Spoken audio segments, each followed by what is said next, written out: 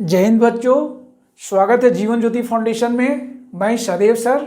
इस वीडियो में समांतर श्रेणी यानी चैप्टर 5 का एक एक सम्स सॉल्व करेंगे। समांतर श्रेणी होता क्या है, शब्दों से ही समझिए। समान अंतर मतलब बराबर बराबर दूरी पर, ठीक है।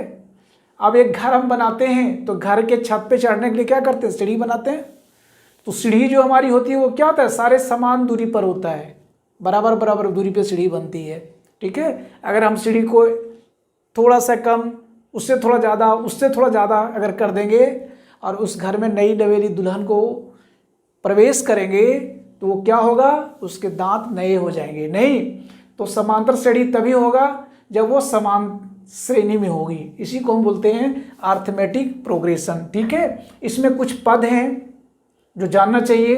फर्स्ट टर्म, ठीक है। तो फर्स्ट टर्म मतलब प्रथम पद। अब प्रथम पद क्या होगा इसको हम जानेंगे। और दूसरा है कॉमन डिफरेंस यानी सार्वंतर। तो ये सार्वंतर को हम डिनोट करते हैं किस चीज से, डी से डिनोट करते हैं, ठीक है। और फर्स्ट टर्म को हम जनरली ए से डिनोट करते हैं, ठीक है। आप एक क्वेश्चन लेते हैं, एक अर्थमेटिक प्रोग्रेशन हम लेते हैं एपी। दिया हुआ है पहला पद ए, तो दूसरा पद क्या हो जाएगा, पहला पद को हम अगर मानते हैं A1 तो दूसरा क्या हो जाएगा A2 हो जाएगा, तीसरा क्या हो जाएगा A3 हो जाएगा, चौथा क्या हो जाएगा A4 हो जाएगा, यानी डॉट डॉट डॉट डॉट क्या हो जाएगा, ये n हो जाएगा। n तक लेंगे, लास्ट तक लेंगे तो क्या होगा, n तक जाएगा ये, ठीक है। तो प्रश्न पूछता है कि दिया गया क्वेश्चन जो है वो क्या अर्थमेटिक प्रोग्रेशन में है, यानी वो समांतर श्रेणी में है। तो हम कैसे जानेंगे, इसके लिए क्या करते हैं, हम कॉमन डिफरेंस निकालते हैं। तो वो कॉमन डिफरेंस निकलेगा कैसे, डी निकालते हैं। तो डी इज इक्वल टू होता है जो अगला पद है उससे पहले पद को माइनस करते हैं, यानी कि A2 minus A1 is equal to, अगर बराबर होता है इसके अगले पद से इसके पिछला पद, यानी कि A3 minus A2 is equal to होगा अगर A4 minus A3, A4 minus A3 dot dot dot, ये कहाँ तक जाएगा, n तक जाएगा, ठीक है मित्रों। अब देखते हैं, अभी मैंने वेरिएबल्स लेकर के बताया। अब एक कांस्टेंट लेते हैं, एक केपी लेते हैं जो कांस्टेंट में दिया हुआ है, ठीक है।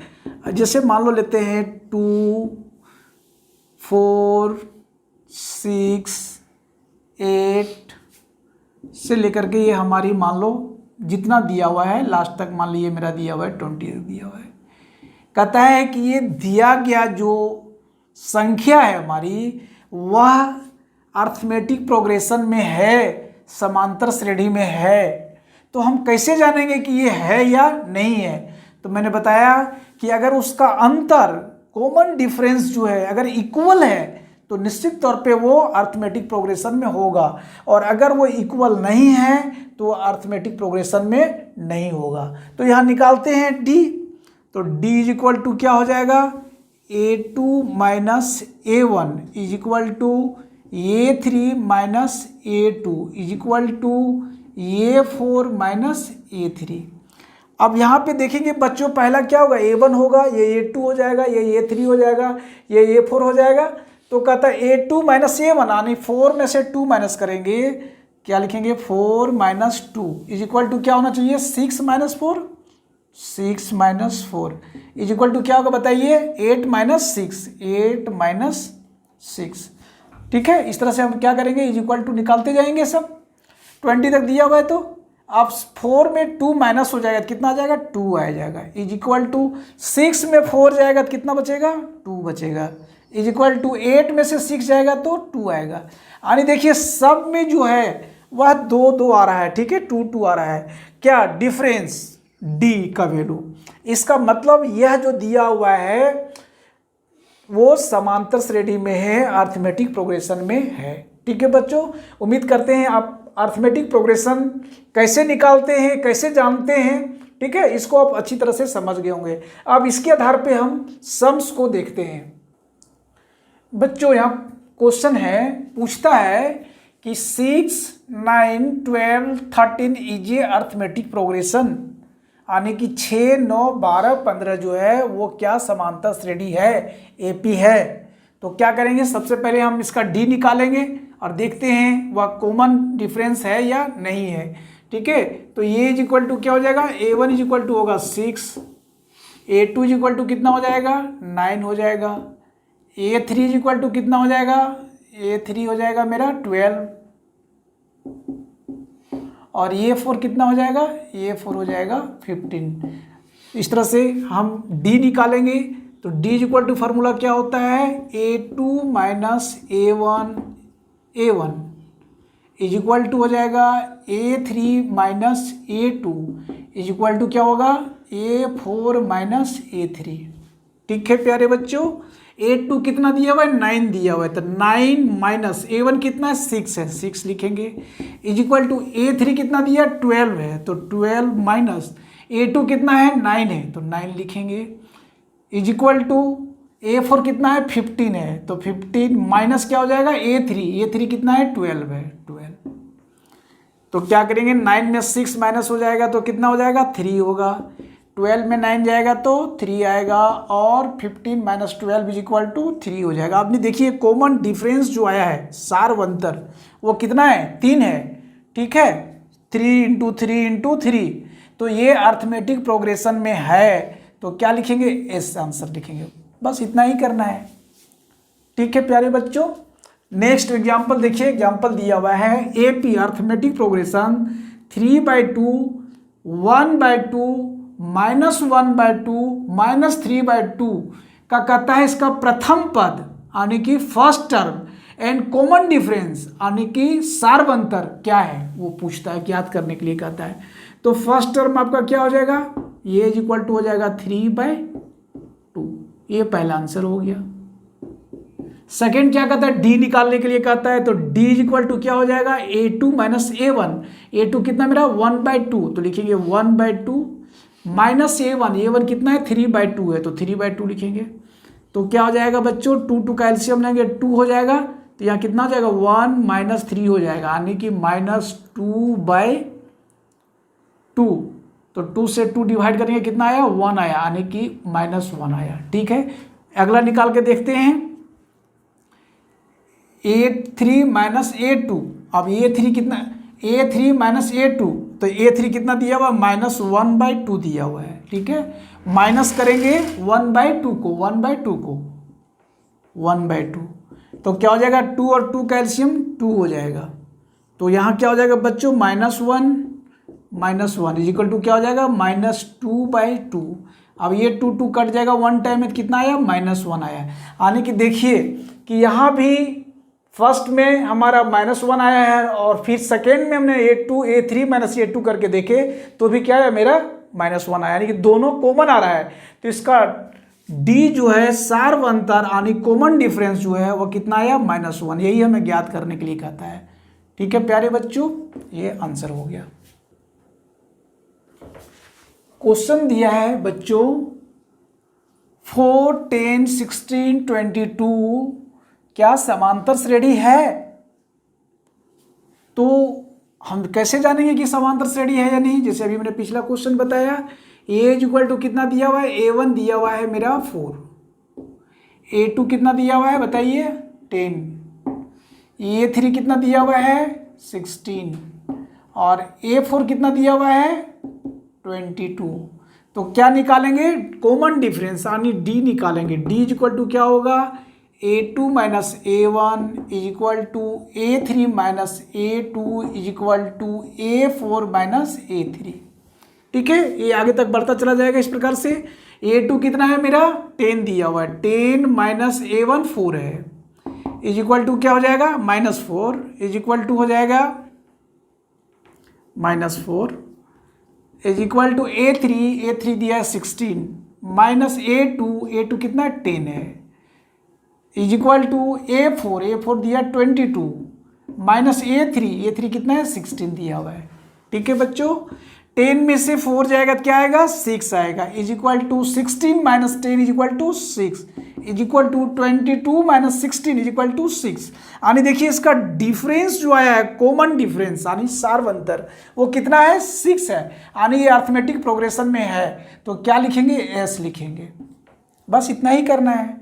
ठीक है प्यारे बच्चों, अगला क्वेश्चन देखिए, दिया हुआ है -1 -3 -5, ठीक है, डॉट डॉट डॉट AP वाट, यानी क्या ये समांतर श्रेणी है?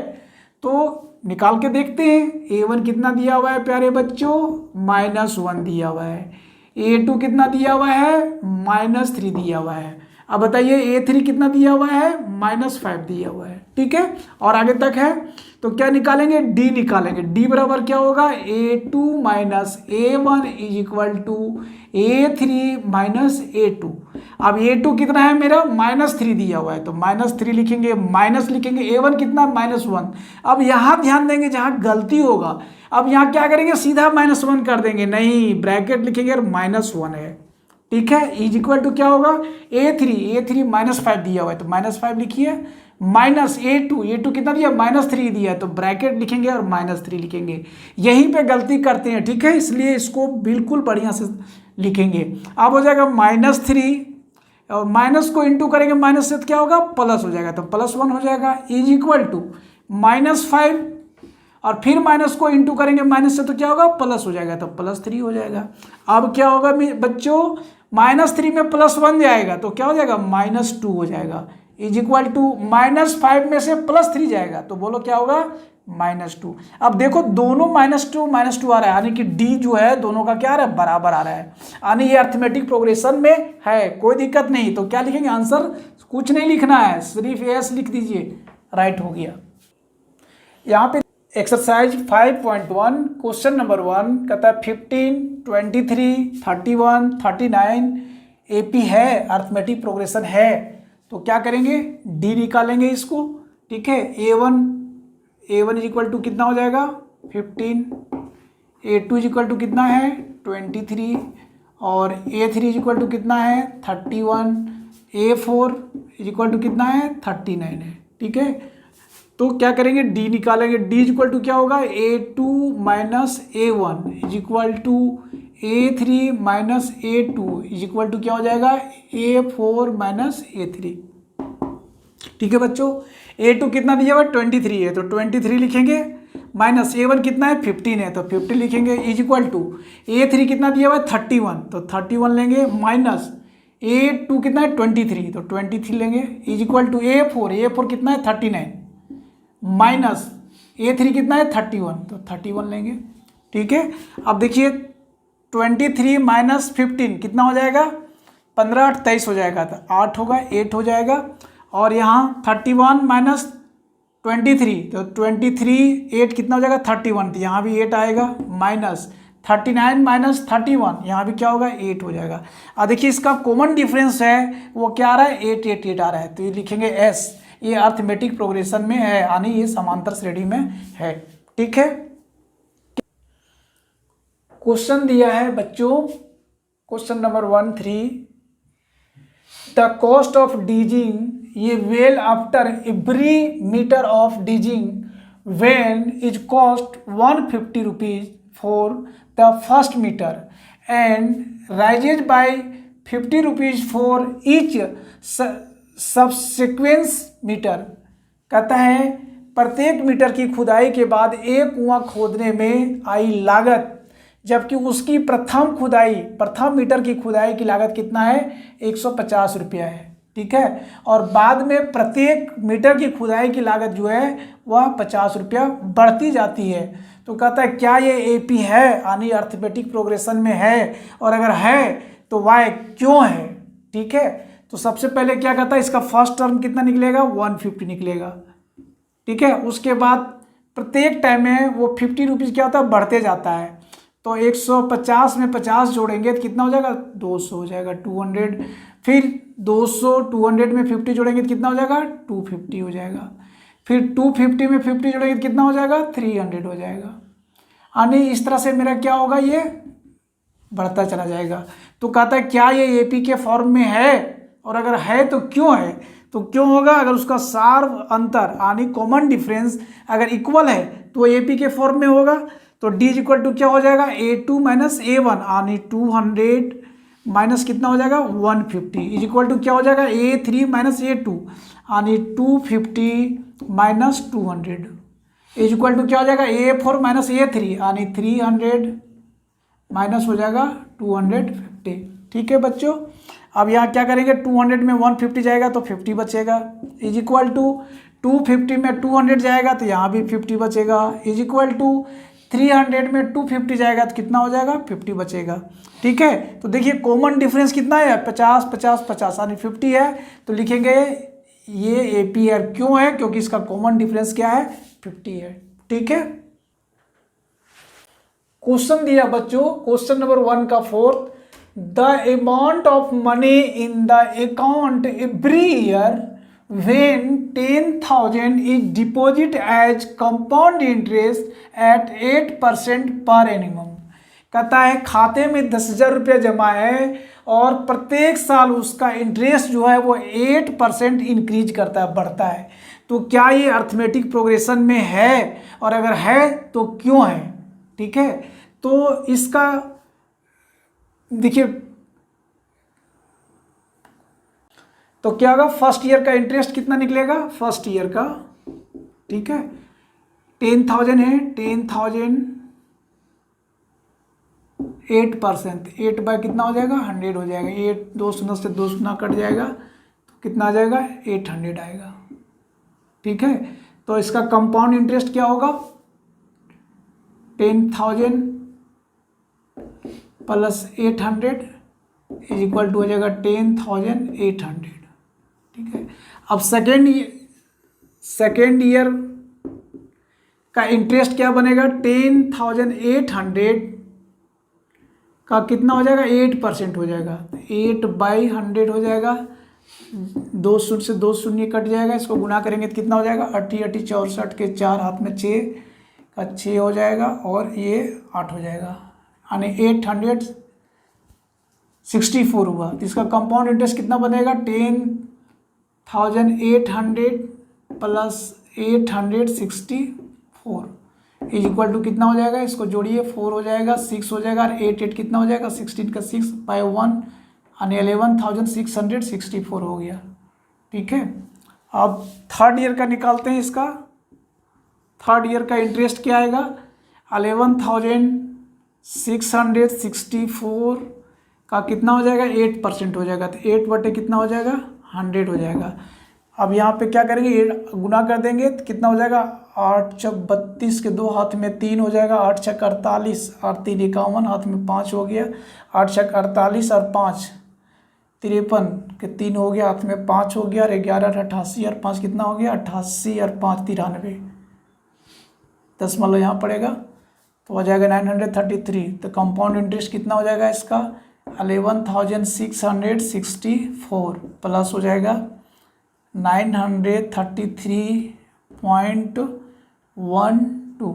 ठीक है, तो इसको ऐड कर दीजिए तो कितना हो जाएगा 0.12 हो जाएगा, और 3 + 4 7 हो गया, 6 + 3 9 हो गया, और 9 + 6 15 5 हो गया, और हो गया 2 हो गया 1 12,597.2 हो गया। ठीक है, अब देखिए इसको निकालेंगे A2 माइनस A1, D निकालते हैं तो क्या हो जाएगा A2 minus A1 is equal to होना चाहिए A3 माइनस A2। अब देखिए यहाँ A2 कितना है सेकेंड ईयर में मेरा है 11,664, 11,664 माइनस है 10,800 इज इक्वल टू होना चाहिए A3 कितना है 12,597.12 माइनस A2 कितना है 11,664। ठीक है, D इज इक्वल टू क्या निकल गया, इसमें से माइनस किए थे 864 हो गया, इज इक्वल टू 933.12। तो ये इक्वल नहीं है, बराबर नहीं है, इसलिए क्या है ये AP नहीं है। ठीक है, AP नहीं है। हो गया। क्वेश्चन नंबर 2, बच्चों दिया है write first 4 term of AP where first term A and common term D are given below. कहता है कि एक एपी बनाने के लिए पहला टर्म ए दिया हुआ है और कॉमन डिफरेंस जो है सार अंतर वो भी दिया हुआ है। जैसे फर्स्ट में देखिए ए इक्वल टू 10 दिया हुआ है और डी इक्वल टू क्या दिया हुआ है 10, ठीक है, दोनों 10 है। तो क्या हो जाएगा, फर्स्ट टर्म मेरा 10 हो जाएगा, सेकेंड टर्म क्या हो जाएगा 10 में 10 जोड़ेंगे तो 20 हो जाएगा, थर्ड टर्म क्या हो जाएगा फिर 10 जोड़ेंगे तो 30 हो जाएगा, उसमें फिर 10 जोड़ेंगे तो कितना हो जाएगा 40 हो जाएगा। ठीक है, तो ये हमारे क्या हो गया एपी बन गया। ठीक है बच्चों, नेक्स्ट क्वेश्चन में देखिए क्या दिया हुआ है, ए इज इक्वल डी दिया -2 और डी दिया हुआ है क्या 0। ठीक है, तो फर्स्ट क्या होगा मेरा -2 होगा। अब -2 में 0 जोड़ेंगे तो क्या हो जाएगा -2 हो जाएगा, फिर 0 जोड़ेंगे तो -2 हो जाएगा, फिर 0 जोड़ेंगे तो -2 हो जाएगा। तो यह एक एपी बनता है। ए इज इक्वल डी दिया हुआ -2 और डी पहला क्या होगा -2 हो जाएगा, दूसरा क्या होगा -2 + 1/2 -2 + 1/2 तो क्या हो जाएगा ये -4 + 1/2 इज इक्वल टू हो जाएगा -3/2। तो यहाँ लिखेंगे -3/2। ठीक है, अगला टर्म क्या हो जाएगा -2 -3/2 में से कितना जोड़ेंगे 1/2 तो क्या हो जाएगा ये मेरा यहाँ 2 हो जाएगा, यहाँ हो जाएगा -3 + 1 तो क्या हो जाएगा -2/2। ये कट जाएगा 1 टाइम में तो क्या हो गया -1 हो गया, ये -1 हो गया। फिर क्या होगा -1 में जोड़ेंगे 1/2 -1 में जोड़ेंगे 1/2 तो क्या हो जाएगा -2 + 1/2 हो जाएगा तो क्या हो जाएगा -1/2। अगला हो जाएगा -1/2। ठीक है, इस तरह से हमारा ये एक एपी बन गया। ठीक है बच्चों, यहाँ पे देखिए पहला टर्म कितना दिया हुआ है ए इज इक्वल टू -1/25 और डी दिया हुआ है -0.25 तो क्या करेंगे -1.25 में -1 फर्स्ट टर्म मेरा हो जाएगा -1.25। अब इसमें जोड़ेंगे -0.25। ठीक है, जोड़ेंगे तो कितना हो जाएगा -1.50 हो जाएगा।